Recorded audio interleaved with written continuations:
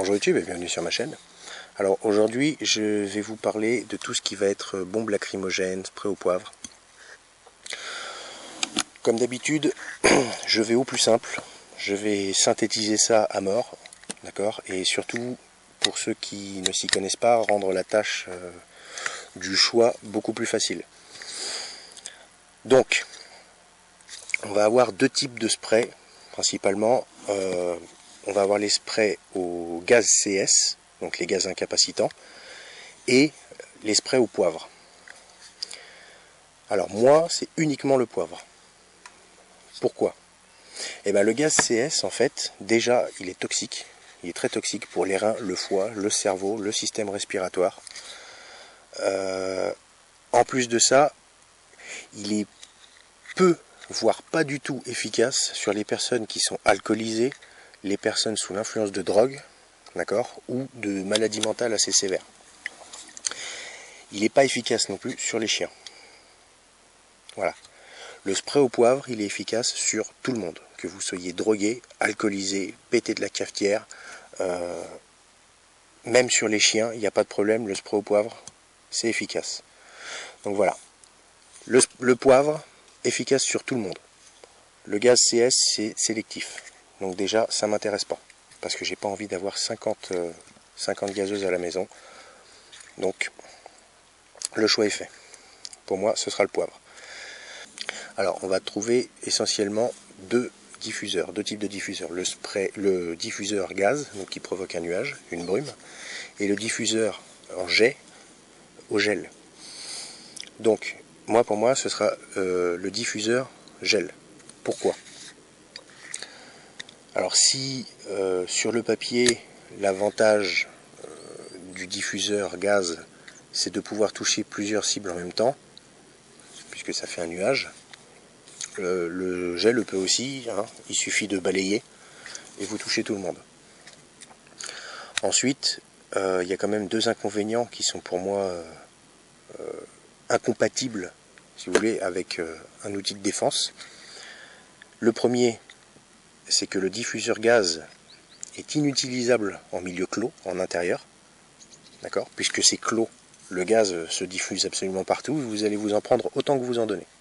Donc, le diffuseur gaz en intérieur, c'est pas possible. En extérieur, il faut faire attention au sens du vent. D'accord? C'est-à-dire que si vous êtes face au vent, le nuage va vous revenir en pleine tronche et c'est vous qui allez être touché. Donc, je ne sais pas si vous aurez le réflexe de regarder le sens du vent, de vous décaler, de dire attends, mets-toi plus par là, l'agresseur, parce que y a le vent qui est là, attends, bouge pas. Non. Le jet, lui, au gel, en intérieur, il est utilisable, d'accord, puisqu'il ne se diffuse pas. C'est un gel qui se liquéfie au contact de la peau, donc il ne se diffuse pas dans l'atmosphère. Ensuite, peu importe le sens du vent, le jet, lui, est suffisamment puissant pour résister au vent. Enfin, sauf si c'est une grosse tempête, bien sûr, mais sinon, il résiste au sens du vent. Donc, utilisable en intérieur, utilisable en extérieur, c'est parfait. Voilà, donc pour résumer, plutôt que d'avoir un spray que je ne peux utiliser ni en intérieur ou difficilement en extérieur, qui sera à efficacité sélective selon l'état de l'individu, qui ne fonctionnera pas sur les chiens, je préfère un spray au poivre, d'accord, qui lui va être efficace sur tout le monde, quel que soit l'état, quel que soit le degré d'alcoolisation, quelles que soient les drogues, qui sera utilisable sur les animaux, c'est-à-dire sur les chiens, qui sera utilisable en intérieur et en extérieur.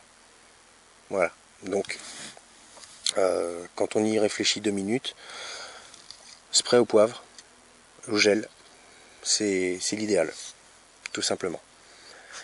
Maintenant, notamment pour la défense du domicile, j'ai fait une vidéo sur les décontaminants, qui pour moi sont indissociables. Voilà, c'est indissociable. L'un ne va pas sans l'autre. Vous devriez la voir, la vidéo, et vous équiper. Vraiment important. C'est vraiment important. Donc voilà, vous avez mon opinion sur les bombes lacrymogènes. Je vais en faire l'essai. D'accord, regardez, il y a la vidéo où j'en fais le test, donc la revue de celui-ci plus le test sur ma personne. Voilà. Donc comme ça, je pourrais en parler au moins en connaissance de cause, parce que regarder les expériences des autres ou les dires des autres, c'est bien.